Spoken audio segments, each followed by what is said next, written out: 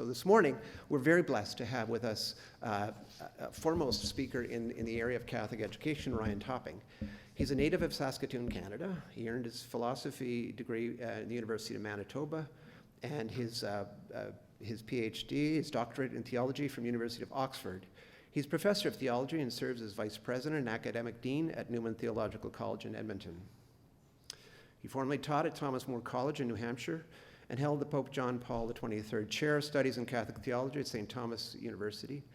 Dr. Topping has published on various Catholic themes, and he's published several books on Catholic culture and Catholic education. Hopefully he'll mention some of those. From his own biography, he says, "Through my work in education, I hope to help foster renewal within Catholic culture. Among philosophers, I've been formed most by Plato, Aristotle, Nietzsche. Among theologians, St. Augustine and St. Thomas. Among poets, Dante, George Herbert, and among popes, Leo XIII, John Paul II, and Benedict XVI. During my leisure, I take great delight in studying the Church's tradition of sacred choral music and architecture, playing the piano, and in reading aloud and singing with my wife and children. Please join me in welcoming Dr. Ryan Topping."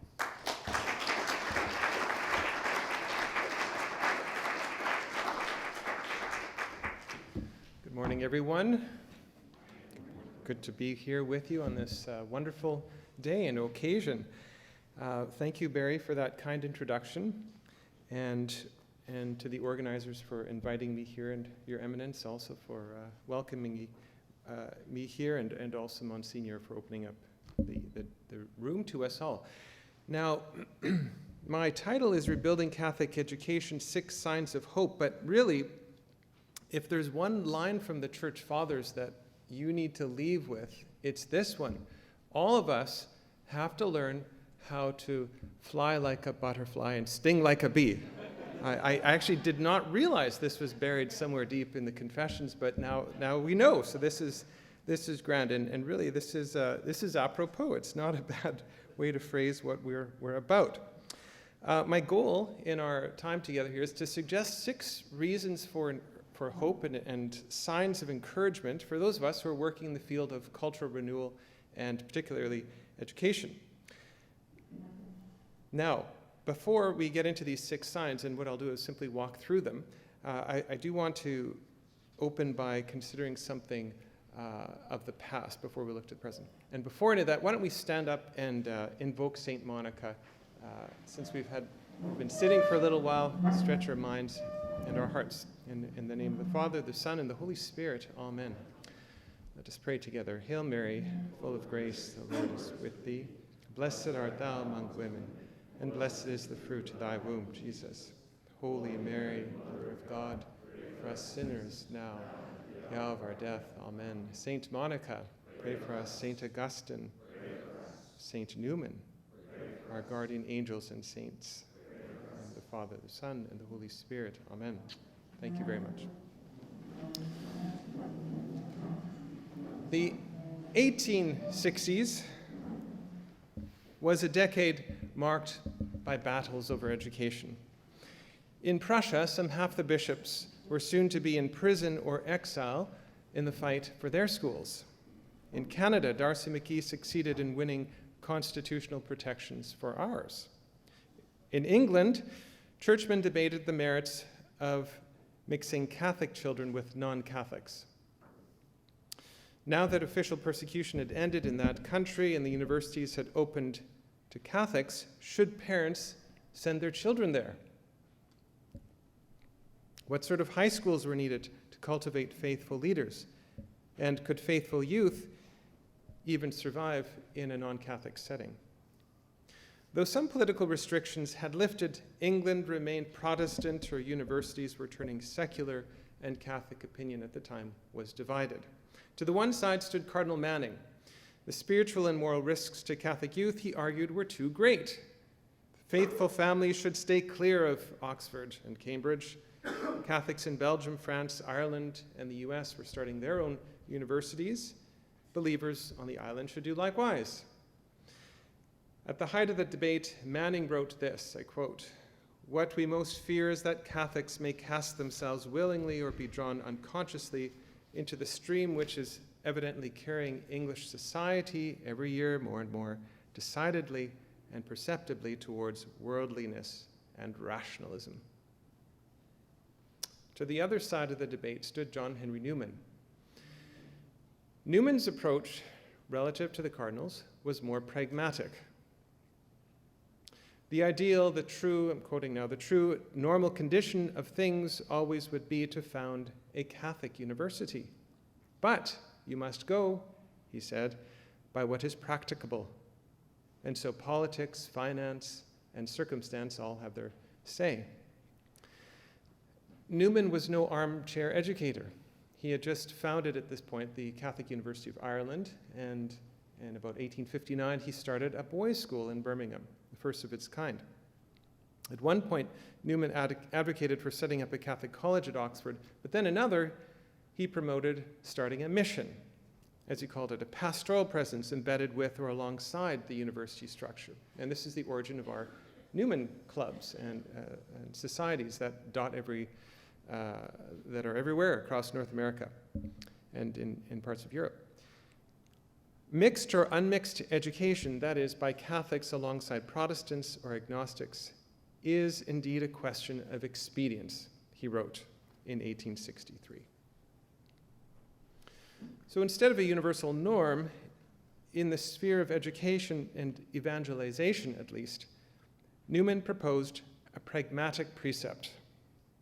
Let's call this strategy one of faithful adaptation. Faithful adaptation. Well, as these debates sometimes go, in any case, the Vatican settled the issue a few years later against Newman. And they wrote this, or the congregation wrote the following. In the present case, where there is an intrinsic and very serious danger to purity of morals as well as to faith, it is next to impossible to discover circumstances in which Catholics could, without sin, attend non-Catholic universities. What do you think of that? In the present case where there is an intrinsic and very serious danger. I think that's our case too. My aim in recounting this history is to suggest to us an affinity. Our time is not Newman's, and the Vatican imposes no such restrictions. Yet the dangers have intensified, and the same questions are with us. Can we expect young people to remain faithful amidst faithless faculty? If we can't save a Catholic school in one district, perhaps we could save it in another. And what new models of formation should we pursue? Now, up until the 1960s, the Church relied upon the classical liberal arts tradition to foster the faith and Catholic culture of our young.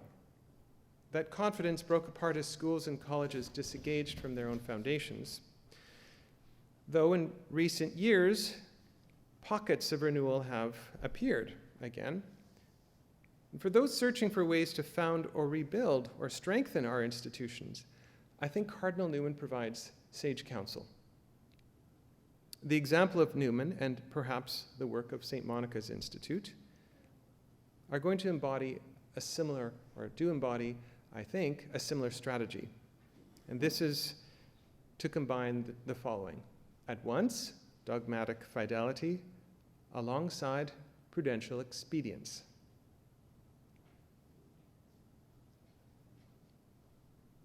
The wisdom to draw from the wells, even as we seek wisely to fill up our own shallows.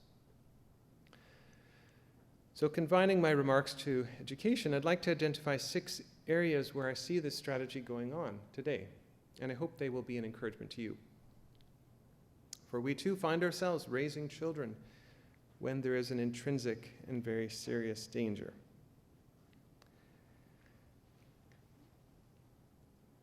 The first sign of hope that I point to is not a place, but a feeling. The first sign of hope is a widespread feeling of indignation. Indignation among some parents toward some schools. This is good. Indignation is the soul's spirited response to a perceived injustice. It's a reflexive reply to danger, issuing from what the Greeks called thumos. The exercise of thumos is like the bark of a dog protecting his front porch. Woof, go back. I will bite you. Our animal passions aren't entirely rational, but neither can the moral life get off the ground without them. The sails of great deeds are always stirred first by love. And human love begins with love of one's own. An unforeseen blessing of the last 2 years' lockdown was that parents peeked through an open window onto their children's education, like they hadn't for a while. Much of what they saw did not impress. If they had time to explore a little farther, look deeper into that window, what else might they see? Well, they would see a landscape after war. Craters and torched buildings would be signs of that Third World War that has been waged over culture in our schools the last 50 years or so. This is not a war of steel and blade, but of books and of ideas. Prior to woke, prior to critical race theory, prior to the Marxism of Paulo Freire, the first shot in the great battle over education was fired by the American pragmatist, John Dewey. He died in 1952. Now, Dewey is the most important architect of what became known as progressive education. And whenever you hear that term, it's good to consider, well, progressive past what and progressive towards what? What he was wanting to progress past was, of course, the classical liberal arts tradition, whatever that was. In the new order of learning that he proposed, it is not the mind that should conform to reality, but reality that should conform to will. Dewey advocated for an education marked by the following features. It would be relevant to the young. It should aim at utopian politics. It must take the self as the standard for truth. So for the teacher programs that followed in his steps, and almost all of them did, actually I'd be interested, and some of you know more about this than I do. I would love to hear your thoughts on that, of places or teacher colleges, practically speaking, within the last 3 decades or so that weren't influenced by Dewey. The future looked open. As Dewey wrote 2 generations after Newman, I quote now, "We set up standards of justice, truth, aesthetic quality, exactly as we set up a platinum bar as a standard measure of lengths. The standard is just as much subject to modification and revision in the one case as in the other. We institute standards of justice." The standard is open to modification. Now, those words have a generous and inclusive ring about them, don't they? We like to be flexible. We like to be adaptive, inclusive. Unfortunately, what follows 3 or 4 generations on is otherwise. George Orwell's 1984 put flesh onto the bones of Dewey's skeleton, a skeleton that has now taken life and walks like the living dead in some places in our midst. Of course, there are real injustices to correct and awful evils to decry. But progressive education in this tradition, having tried to pull heaven to earth, left few consolations for those of us living in an imperfect world. In the absence of truth, surrogate causes and authorities take its place. So today, when we search for truth, instead of looking to nature as a norm or potentially religion, it's the self, or, by extension, the nanny state that presides over public definitions of man, of woman, of family. In the politicization of schools, activism came to displace mental discipline. In the drive for relevance, the young are cut off from history, only to be locked into that uncomfortably cramped cage of the present. Now, if Dewey paved the way for constructivism in math and relativism in morals, What consequence did this overturning of the classical liberal arts tradition have for the Catholic schools? Well, there are many cooks in any kitchen, as big as a Catholic school system in a country like ours. But let me put before you just a couple of facts. Briefly, those who compare moral behaviors of students in public Catholic schools to non-Catholic public schools find that the same troubles inflict both groups, more or less.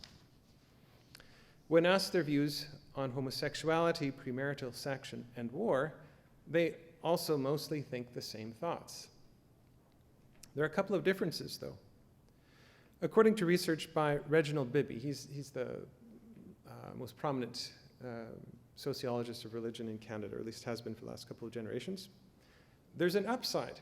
15-year-olds in Catholic schools are significantly more pro-life, he found, and slightly more likely to pray weekly. So, and on that, I'll give you a number, 35% in the Catholic schools versus about 27% in the public schools that are not Catholic. So that's good. And we have to build on these strengths. On the downside, they're also more likely to smoke dope and fornicate if they're in love.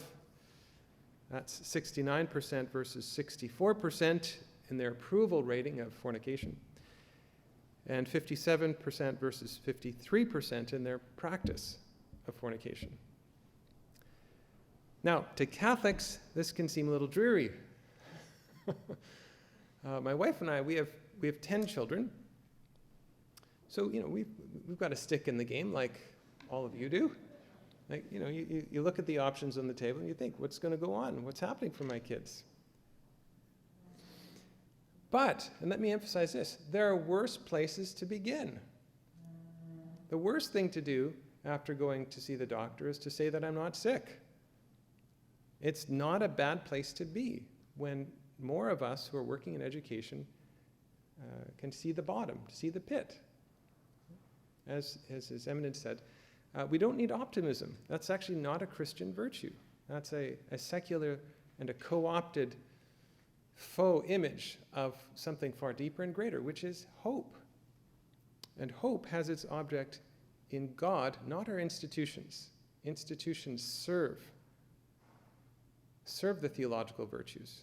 They're not an end in themselves, though they're very important.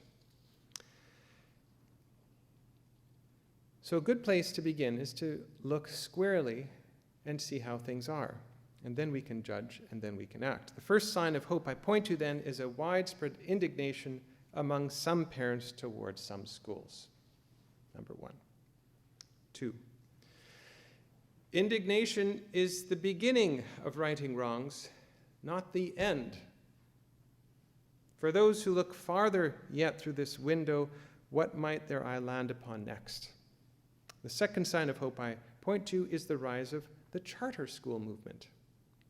And I think it's a hopeful sign for 2 reasons, as I'll come to. Public charter schools are public schools established not by the existing government, but by a private group that has gained government approval.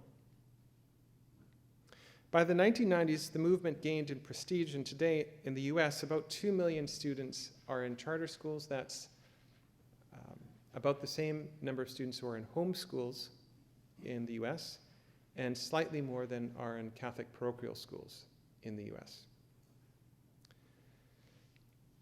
By standard metrics, like math and reading scores, these students consistently outperform their counterparts in other Catholic public schools, as for example, and most notably in New York City, where there's been a lot of research done on this. Notably, as the African-American economist Thomas Sowell has shown, this benefit is most strongly felt among underperforming populations. Now, this should spark our interest. In Canada, Alberta is the only place I know of, or the only authority open to charter schools. The educational success in the US seems similarly to be replicated there in Alberta, at least if demand from parents is one indicator. So in Alberta, there are about 23 charter school campuses operated by 13 different charters. One of them is called the Foundation for the Future, which operates in Calgary, and which presents itself as a back to basics curriculum. It's not a classical school, but it leans in that direction. Has some 14,000 families on its waiting list. Now, we Catholic educators should find inspiration in these experiments for two reasons. The first is that charter schools introduce an element of competition. Let's not be afraid of that. Absolute monopolies are rarely good. Walmart may be useful, but at some point its success morphs into a liability. If all the specialty shops in your town have to close, if all the small owners have to sell out, there are certain important social goods that aren't served. Walmart has become a problem. Monopolies in education are like that. The other reason is more important. Charter schools are less accountable to impersonal bureaucratic authorities and the unions. This means they have to pay more attention to their primary audience. It's not students, it's the parents. Many of the problems that we encountered in our recent past, including the history of the Indian residential schools, arose because of a lack of respect for subsidiarity in education. Parents are the first educators. Charter schools keep that fact very close to our eyes. And so for that reason, the second sign of hope is the success of the charter school movement.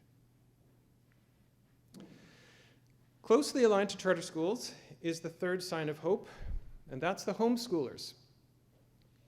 In Canada, this phenomenon is more common and its benefits better known, so we can be brief here. The homeschool movement arose about the same time as the charter schools, and again, the movement gained popularity as a movement of revolt or discontent, you might say, with the government-controlled options. And again, this movement too has achieved striking results. Citing Canadian statistics, for example, in reading skills, the homeschool child, on average, scores 35 points, or at the 85th percentile, relative to the public school student, the average public school student who's at the 50th. Reading and writing is one thing, but how do these children integrate? When people object to homeschooling now, they don't cite academic reasons because it's just been very well studied for a long, long time. But do they wear funny clothes? My wife and I homeschool, I'll tell you. One of the reasons why my wife didn't want to homeschool, so when we were, early 20s, thinking about just married and launching into the prospect of having children, one of the reasons she didn't want to homeschool is because she thought homeschooling moms dressed funny. Jumper jean suits or jean dresses, I don't know, something like that. And it's a real question, it's a real concern. Like, if you're doing this thing at home, are you going to damage the kid? You could. If you come to my house, you're going to wonder, is this WWF wrestling going on? We've got 9 of them are boys. So there's blood everywhere. It's just gore. But it's really fun.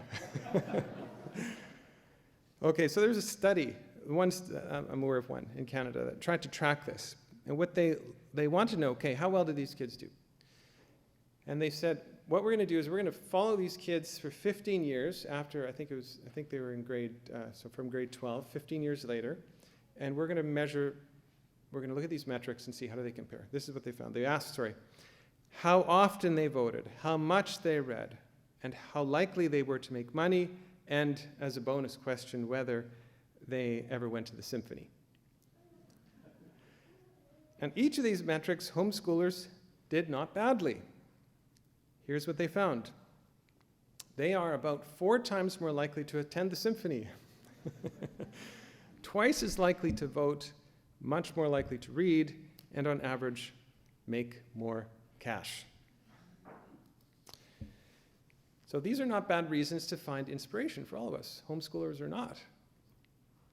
For the health of the church, though, I want to draw your attention to one other, more important feature. These young adults stay disproportionately faithful. Disproportionately faithful. 15 years on after graduation, only about 13 Canadian young people are still actively involved in a religious group. For homeschooled kids, that number rises to 82%. Okay, so 13 versus 82. Pause. Are we merely mistaking causation for correlation? Well, is it just that religious parents homeschool? No, it's not. To some degree it is. There's a higher proportion, yes. But that's not my point. At a time when the transmission of faith has been broken, when Catholic schools and parishes are everywhere wondering, how can we keep the young? Here we have in front of us a demographic that has found a recipe for making the faith stick. Funny clothes and all. This is not a recipe that everyone needs to follow. But each of us as pastors and educators should be taking from homeschoolers whatever lessons we can. The third reason to hope is the success of the homeschoolers.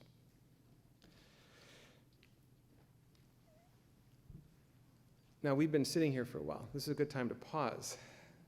Having looked thus far into the window of our children's education, this is a good time to pull our heads back, stretch, roll our shoulders.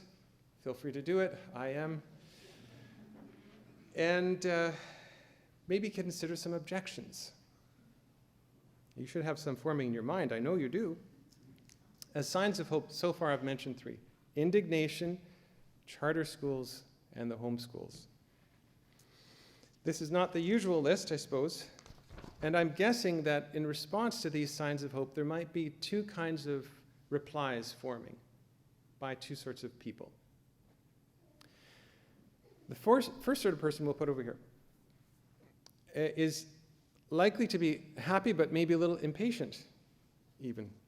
For the sake of convenience, and since Rod Dreher was here last night, we're going to call this kind of group and this kind of listener in this group as those belonging in the Benedict camp. There they are.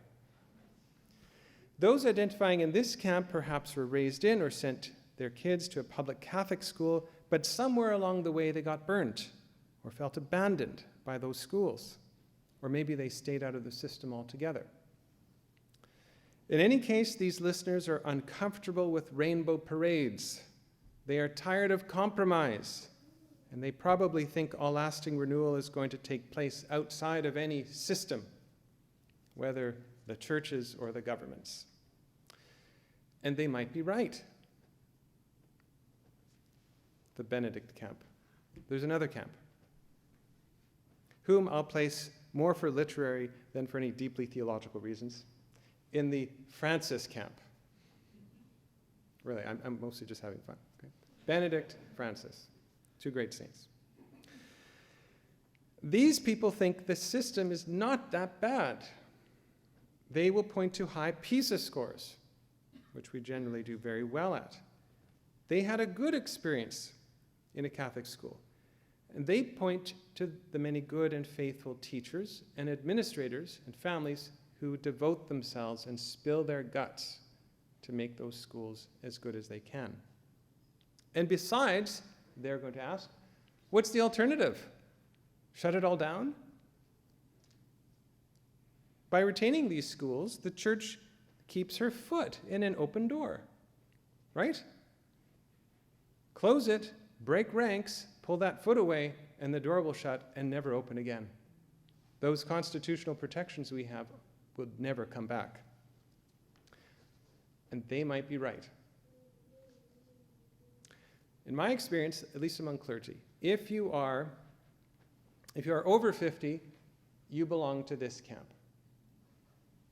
If you are, or feel more comfortable in this camp. If you are under 40, you more likely belong to this camp, or are more sympathetic to them.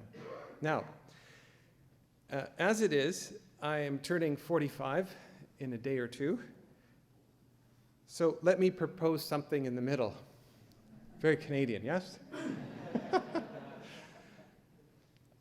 I wonder if there's something that both can gain by looking at the other. Let's start with the Benedict camp. To you, Now, I almost want to get you to raise your hands, but you don't raise your hands. That could be uncomfortable. But I know some of you at least lean this way and are happy. I mean, His Eminence, in fact, invited the guy who made up the Benedict camp phrase over last night. There's a lot that's compelling in this argument. To the Benedict camp, I say, you should be thankful for the constitutional protections. And you should join the fight, as far as you can, for those Catholic schools. Until someone comes up with some better, brilliant idea, keeping publicly funded Catholic schools is probably the best way to promote school choice for everyone in Canada. Who knows what our judges will do with the Charter over the next decade? I don't.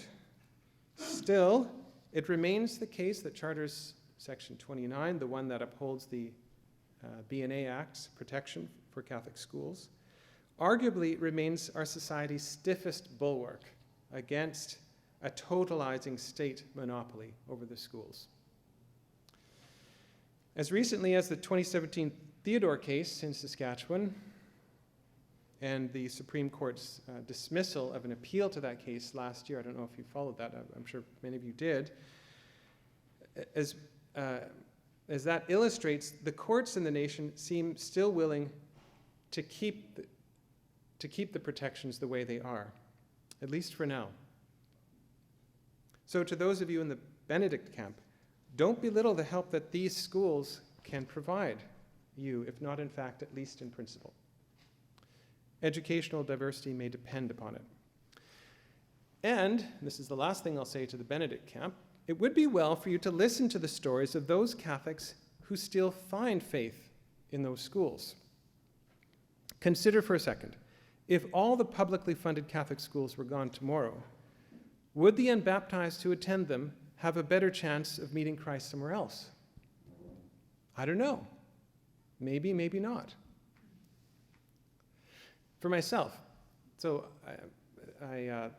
for the last 4 years, I served as the dean at our institution and in Edmonton, and that meant I had responsibility over our MRE program, Masters of Religious Ed. Now that program serves our publicly funded Catholic schools in the Archdiocese of Edmonton, of which there are about 40,000 students. So I have a professional interest in helping these schools to flourish. And personally, I'm also one of those kids that attended one as a Protestant. As a child, I grew up in a modestly Protestant household in Saskatchewan. And a few of my elementary years were spent in a publicly funded school, or schools, and looking back, these years made a warm impression upon my young soul. An impression, I think, that nudged me, or helped me to go later on in life towards the Catholic Church, which my wife and I did in our 20s. So I'm grateful. So for this, so on behalf of those non-Catholic kids who are in those schools and had a good experience, this is what I want to say. Cardinal Leger and St. James Elementary did for me what pastors and those working within the Catholic system hoped they might achieve. They nudged them further towards the faith. Now let's leave these Benedict folks to the side. Personally, I'm grateful, but I'm myself also a convert, which means I'm annoying. And even more importantly, for myself and my own family, I'm a husband and a father. Now, as the Catechism says, education is before anyone else's right, the parents. It's our right, it's your right, if you're a parent, and your responsibility, much more than His Eminence's responsibility, or Monsignor's responsibility, or Father's responsibility. Theirs is downstream. Of course, they'll face their own judgment before God, but you're first in line when your kids are being accounted for. Your kids have free will too, obviously, but it's first of all you who are responsible. My point is this. Your right and your responsibility as a parent is not first to a system. It's first to a soul. That was my guardian angel. Get moving. Whenever, often if I'm giving a talk and my wife is present, she's always beeping me and kicking me. Hurry up, shut up. You're going too long. We're getting close to the end, by the way, even though we're at number 3. The others will zip by. So be it. Let's use this as a common premise. Can we accept that? It's the parent's duty first. Church is secondary in this. This is Catholic teaching. It's McGee argued this well on the principle of natural law in 1867. So for the Francis camp, those of you over here, I'd like to pitch to you 3 practical proposals, quickly. You who stand there in the system stand in a position of economic and institutional strength, despite whatever difficulties you face. Don't fear educational minorities. It's tempting, but avoid it. Instead, use your power and your influence to help them flourish, or at least provide them with some cover. Why? Because educational choice benefits all of us, them and you. Secondly, in some regards, you do stand in a position of weakness. Why not learn from what they're doing well? Keep learning from others' success at serving the educationally poor. Find out how others have made faith so sticky. And explore, particularly, what the classical tradition of Catholic education has to offer. Perhaps you might even consider transforming one of your schools in your division into a classical one. This leads to my 5th sign of hope, the growth of the classical movement. Classical pedagogy and curricula have permeated many corners of the charter and homeschool movements and elsewhere.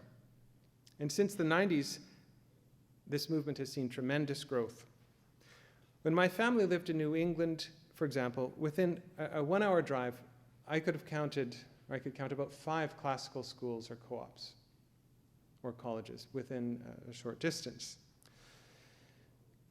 Some parochial schools in the US at the brink of closing have reinvented themselves along this model, and possibly the fastest growing charter school movement in the US, the Great Hearts Academies. Can I ask, how many of you have heard of those?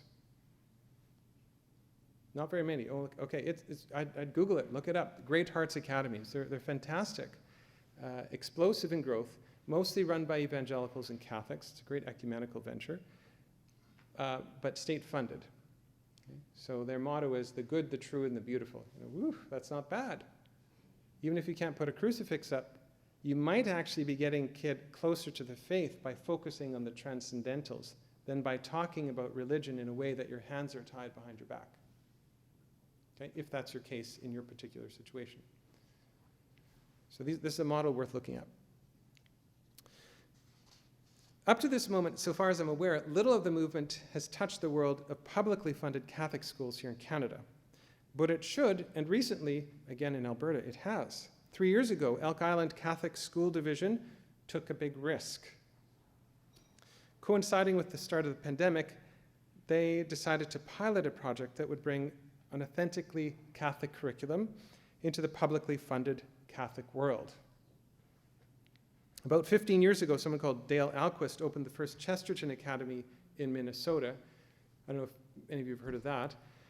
A wonderful little experiment. Given its success, they developed a franchise model to make it easy for other communities to start their own classical school, these the so-called Chesterton Academies. And today they have 34, and I think 7 more opening this fall. Within Canada, there are 2 Chesterton Academies in Ontario. One is in Ottawa. They're both private schools, and now there's one in Alberta, but it's under the Public Catholic School Authority. It's only 3 years old, but what it's done already is provided, I think, a proof of concept that such a renewal is possible even within our own systems.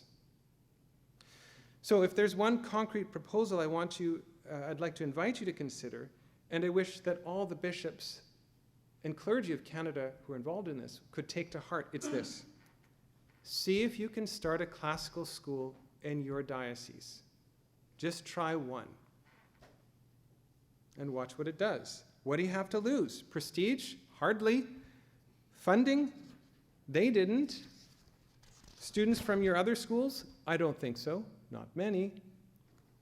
While there's little to lose, the goal of my last 5 minutes of remarks here is to suggest that you could have a lot to gain.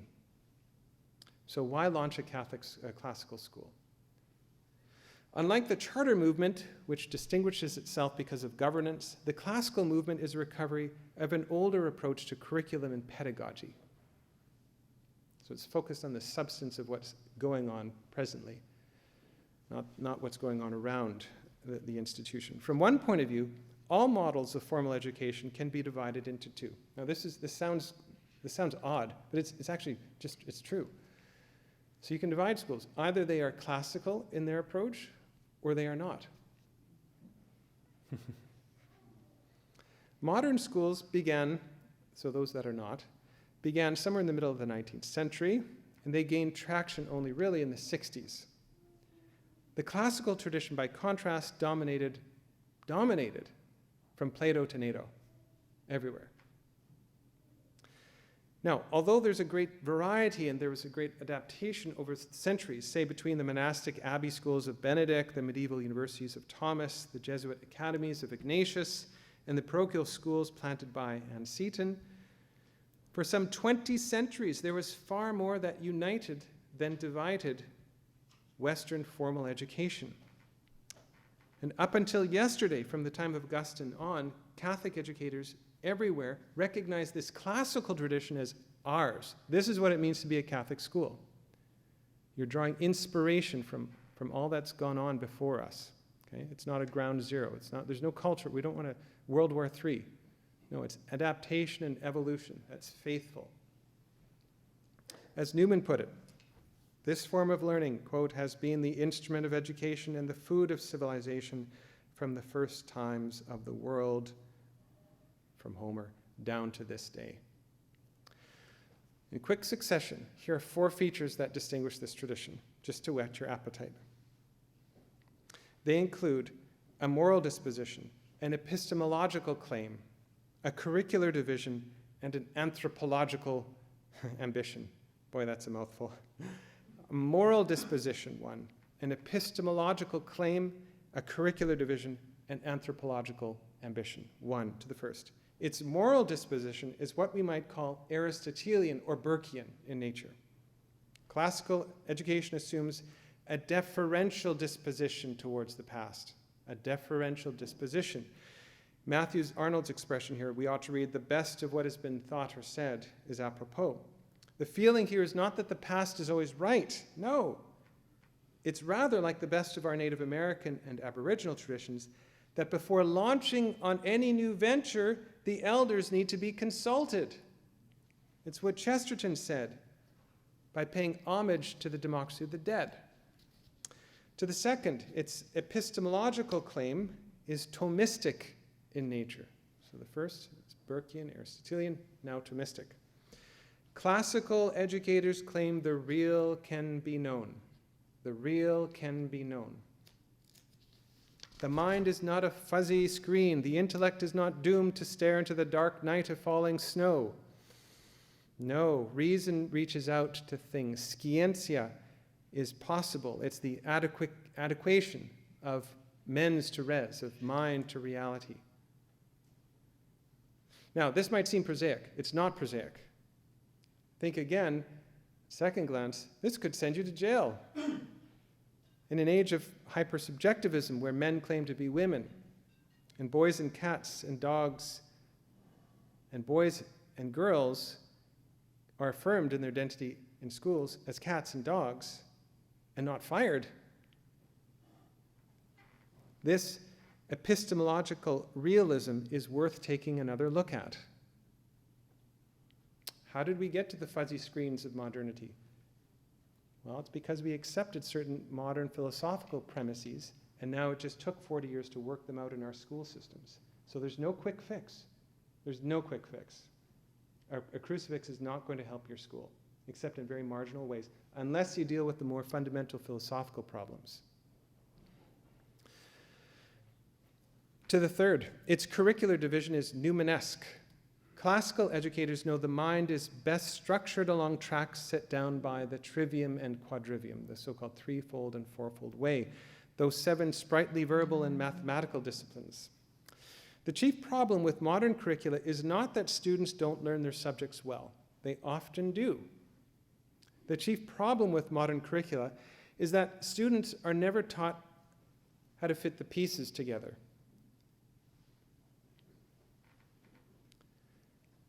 They're not taught how to put sense and sensibility together and how to complete the full circle of knowledge. A liberal arts curriculum completes the circle, and the result is what Cardinal Newman called an integrated habit of mind. An integrated habit of mind. The last feature describes an anthropological ambition. Its final purpose is, we might say, Teresian in nature. It's ecstatic. Yes, getting a job is important, no doubt. Yes, being attentive to environmental concerns is worth something, sure. But a classical education puts first things first. First things first. This sort of education, in other words, is ordered to the beautiful, to the good, and to the true. In my view, that's precisely the kind of education that at least one school in each diocese in Canada ought to claim to provide for families. A school that directs the mind to the good, the true, and the beautiful, that has the perfection of the intellect as its first object, not placating a union, although you have to deal with circumstances. So the 5th sign of hope is the renewal of classical education. In closing, I suppose a final sign is the resurgence of interest in these problems and questions and practical strategies that have been emerging. Over the last 20 years, notable parachurch, often academic institutes have established themselves for the purpose of reviving and restoring order and beauty in our practice of Catholic education. These movements all manifest, I think, the spirit of what Newman would have called faithful adaptation. Faithful adaptation. In the present case, my friends and colleagues, there is an intrinsic danger. And so with this launch, alongside the lay-led Cardinal Newman Society, alongside Washington, D.C.'s Institute for the Transformation of Catholic Education, many others, now appears St. Monica's. By God's grace, may her reach be wide and her legacy be long. Thank you very much.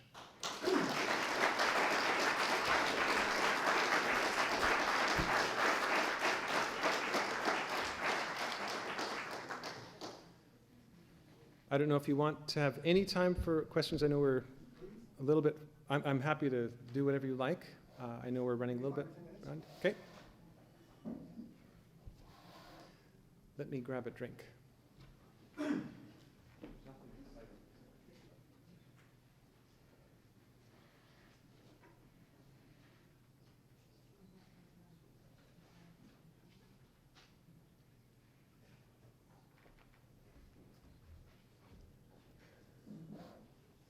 So, what do you make of that? I don't know, what's the order? Do we have a roving mic or should people just yell? Okay, so there's a microphone there.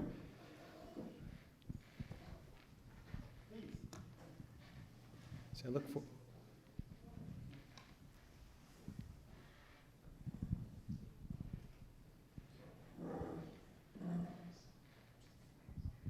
Thank you for your talk.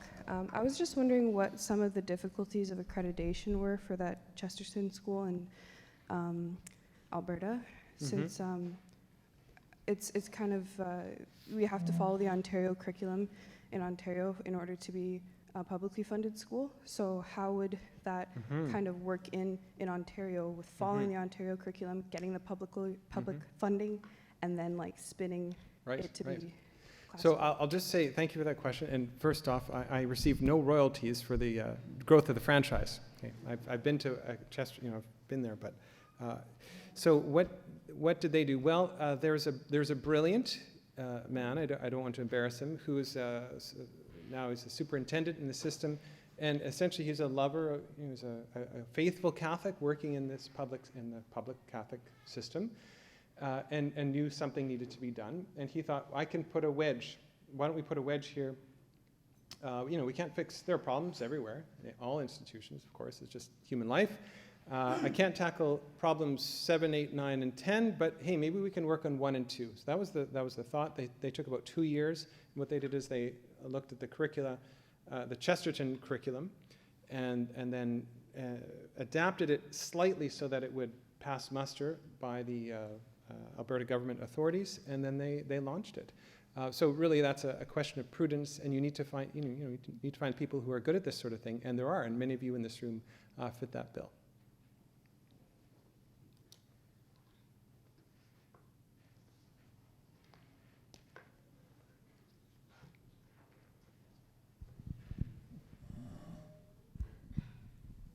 Thank you very much for your talk. You got so many ideas going. I'm going to try to limit myself to just highlighting one thing that jumped out for me, and that's the opportunity to work with Indigenous people in Canada. One anecdote, I'm on the Social Sciences Humanities Research Council of Canada's Indigenous Advisory Circle, and there's often a lot of talk about making space for Indigenous ways of knowing, holistic, integrating the spiritual. And the point I've made in that context is we can't do that without revisiting the larger question within the public sphere, within education as a whole, for the space of faith and spirituality and religion. So I think you've hit on some really interesting points there in terms of common ground, and there's a tremendous opportunity. I just wanted to put that out there. Yeah, thanks. Thanks. That's great. Well, God bless you in that. We're doing anything for Shirk is tricky, but it's wonderful that you're in that mix. You know, the thing about classical education and about philosophical realism is that it's the philosophy of common sense, and it's the philosophical view that is common fundamentally to basically all cultures and all peoples prior to modernity. So yes, we should be able to find common cause with all sorts of groups, including Indigenous peoples, insofar as what they have their finger on is this common philosophical tradition of common sense, where there is reality. We have all this nomenclature now, holistic learning, or I'm very much against the indigenization of curricula. I think it's fraudulent, chiefly, and it's. I mean, if you work in the university world, this is pushed down your throat all the time, and it's like, I don't believe rocks have souls, for example, and if you do, show me your method for proof. And if you can prove it, then I'll come over to your side. But if you can't prove it, why should I believe you?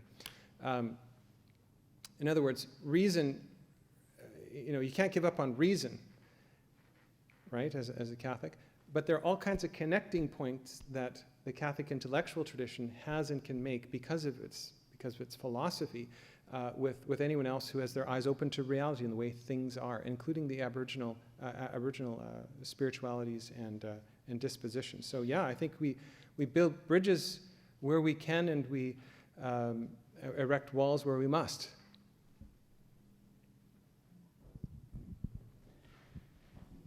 Hi, Ryan. I was just wondering how you would respond to the claim in post-secondary education, where I teach, that anything we teach based on this Western liberal arts, even if you will, it's part of a cultural canon that's based on, a structure that fails to account for. It's based on colonial principles, for example, that need to be deconstructed.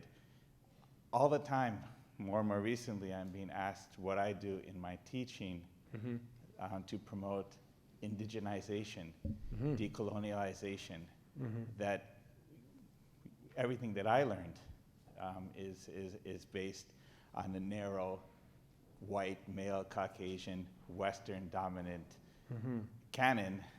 And I heard about this years ago, but I'm seeing it more now, and it's being asked of me by other faculty members, by deans, and by university hierarchy. Yeah.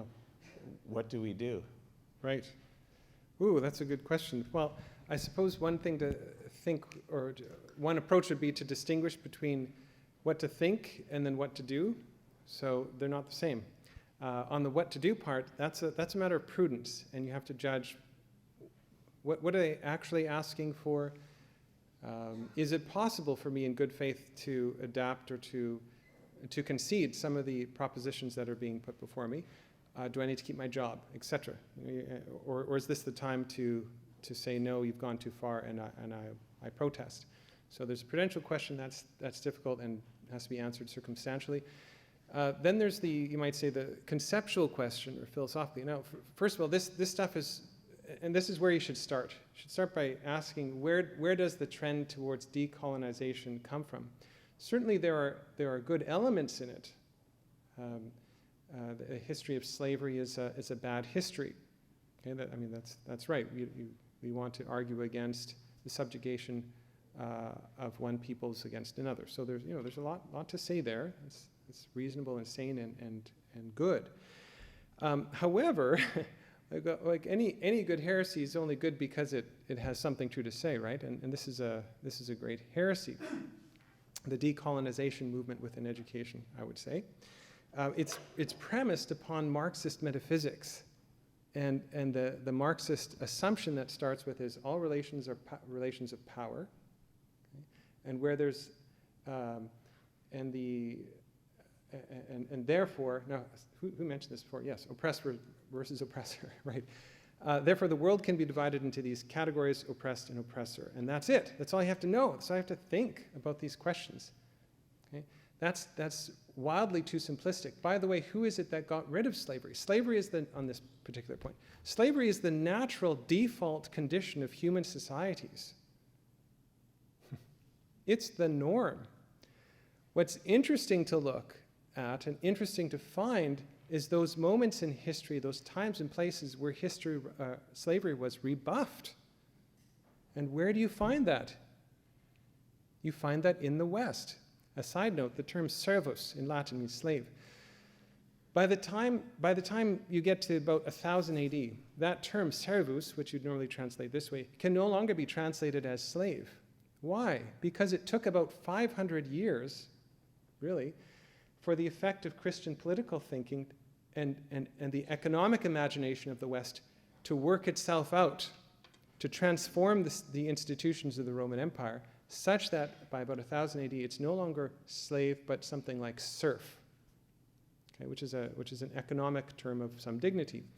Slavery is something that the West gets rid of. It only returns back to our tradition it only comes back in the late Renaissance, okay, when you have the rise of the nation state and the radical or secularization of our nations. And then, of course, it takes the British to get rid of it. And in the Catholic Church before that, 200 years before that, Las Casas and others, after Ferdinand and after the Spanish came to the New World, that erupted a debate about slavery. And it was worked out, first of all, theoretically in the courts of Spain by scholastic theologians that, no. People who are non-Christians have the natural right to property, have this, have that, and the other. So anyways, it's just cheap, I have to say. Like, it's really cheap. I know it's common, but it's actually based on almost utter ignorance of human civilizations, the history of institutions, and of Catholic thought. Sorry, I wish I could be more positive here. Just can't. Thank you.